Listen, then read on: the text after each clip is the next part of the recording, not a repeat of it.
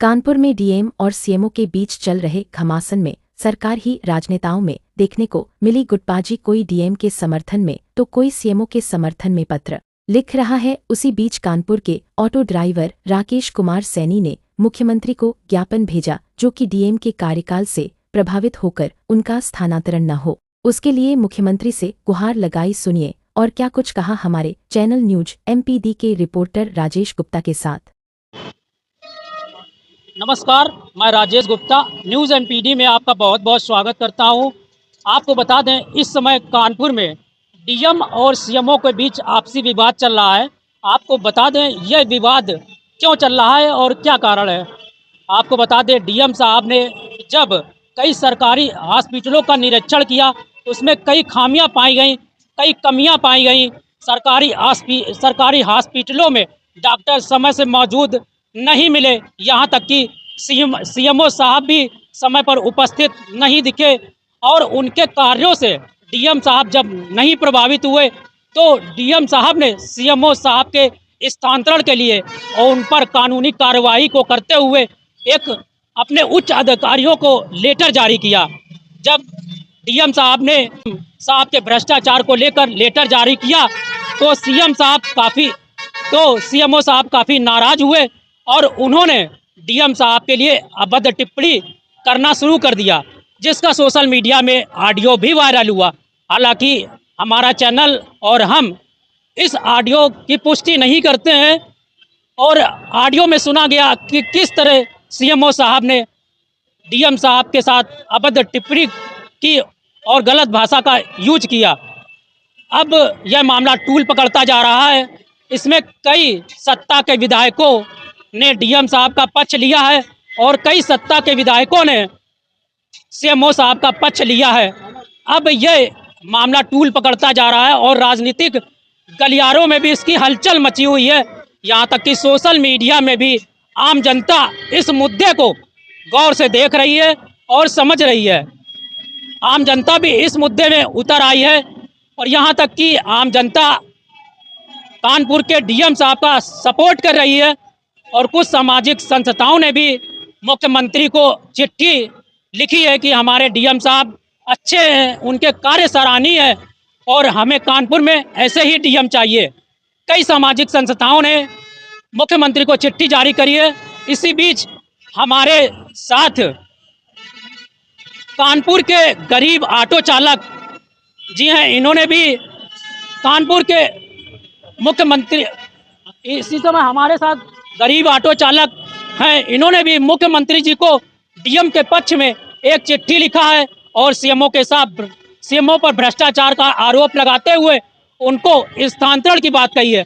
आइए ऑटो चालक से बात करते हैं और जानकारी लेते हैं कि उनके मन में ऐसी क्या फीलिंग रही कि उन्होंने डीएम साहब का पक्ष लिया और मुख्यमंत्री को सीएमओ के भ्रष्टाचार के खिलाफ उनका स्थानांतरण करने की बात कही और डीएम साहब का पक्ष रखा। आइए गरीब ऑटो चालक से बात करते हैं और जानकारी लेते हैं।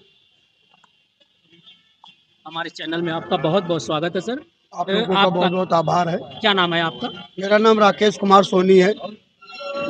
आपने डीएम साहब के पक्ष में लेटर जारी किया है, मुख्यमंत्री को दिया है, तो क्या आपका मुख्यमंत्री से कोई लगाव है या फिर ये भी जो भी अस्पतालों में चल रहा है भ्रष्टाचार, उसको लेकर आप काफ़ी सजग हुए? देखिए, मेरा डीएम साहब से या मुख्यमंत्री जी से मेरा कोई व्यक्तिगत कोई व्यवहार नहीं है। मैं एक गरीब ऑटो चालक हूँ। मैं 30 दिसंबर 2024 को गाड़ी लेकर अपनी नवस्था से बारा देवी की तरफ जा रहा था, तो ट्रैफिक इंस्पेक्टर ने मेरे साथ बदतमीजी की थी, मुझे बताया कि मुझे अपमानित किया था। तो उसकी शिकायत को लेकर के मैं माननीय जिलाधिकारी के यहाँ गया, लेकिन मुझे नहीं लग रहा था कि डीएम साहब इतने अच्छे हैं। उनकी कार्यशैली को, उनके कार्य को देखा, उनके स्वभाव को देखा, बहुत सरल स्वभाव था। उन्होंने हमारी बातों को बड़ी गंभीरता से लेकर उस पर जांच भी बैठा ली।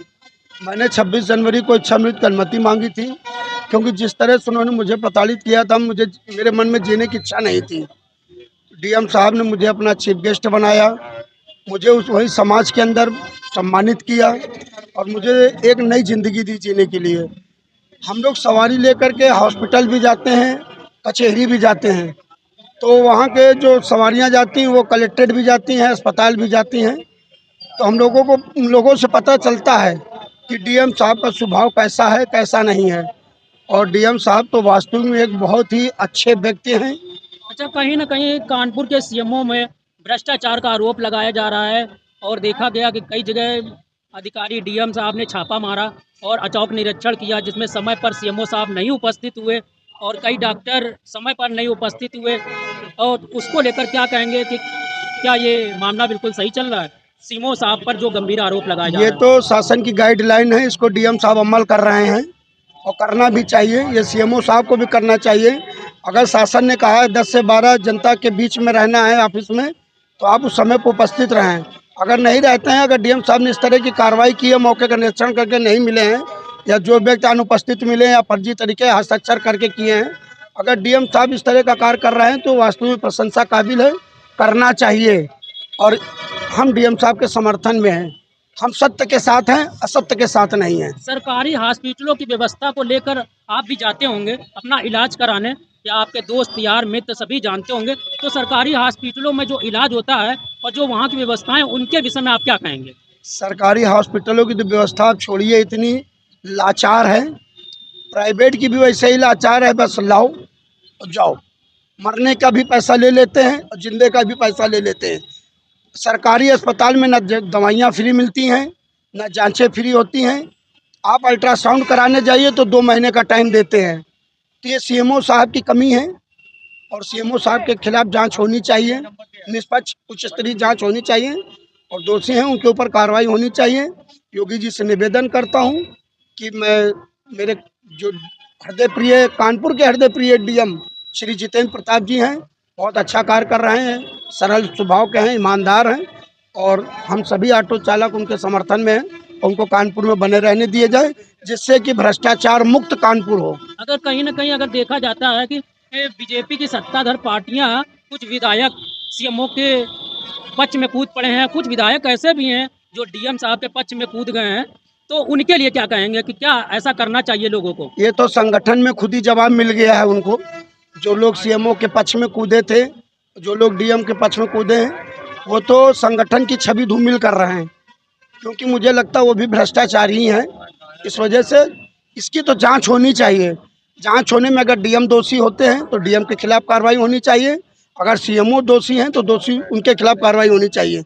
किसी भी सत्ता पक्ष को गणमान्य लोग हैं, सामाजिक हैं, जनता ने उनको अपना प्रतिनिधि चुन करके भेजा है, इस तरह से नहीं लेटर लिखना चाहिए। और बाकी उन्हीं के संगठन ने उनको जवाब दे दिया है, मुझे देने की ज़रूरत नहीं। मैं एक आम नागरिक हूँ, मेरे दिल की जो मन में बात थी मैंने कह दी कि डीएम साहब बहुत अच्छे हैं और ऐसे ही डीएम कानपुर को मिलने चाहिए। और मुझे लगता है जब से मैंने होश संभाला है, मेरा सौभाग्य है कि कानपुर को एक ऐसा पहला अच्छा डीएम मिला। अच्छा, कहीं ना कहीं आप अपनी बात से जिस तरह डीएम साहब के सपोर्ट में हैं, अगर डीएम साहब का स्थानांतरण मान लो हो जाता है तो उसके लिए आप क्या कहेंगे? इसके लिए मैं सरकार को भी भ्रष्टाचार मैं समझूंगा कि अगर डीएम साहब का निस्तारण होता है कहीं दूसरे जनपद में, तो मुझे लगता है कि सरकार भी उन्हीं भ्रष्टाचारियों के साथ में है। और मैं फिर जिस दिन से स्थानांतरण हो जाएगा उनका, उसके बाद मैं डीएम कार्यालय के बाहर अनशन में बैठ जाऊंगा कि एक सत्य आदमी को, एक ईमानदार आदमी का निस्तारण किया गया है, जो नहीं होना चाहिए। अगर करना ही है तो सीएमओ की जांच कराकर उनका स्थानांतरण करें।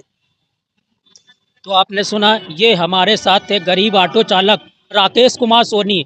इन्होंने भी डीएम का पक्ष रखा हुआ है और इनका कहना है कि डीएम साहब के कार्य सराहनीय है। उन्होंने भ्रष्टाचार को उजागर करने के लिए बहुत ही बेहतरीन काम किया है। ऐसे डीएम साहब हमारे कानपुर में ही होने चाहिए और अगर उनका स्थानांतरण किया जाता है तो डीएम साहब के आवास के कार्यालय के बाहर मैं धरना प्रदर्शन करूंगा, अनशन करूंगा। बने रहें हमारे साथ न्यूज़ एमपीडी में कैमरामैन के साथ।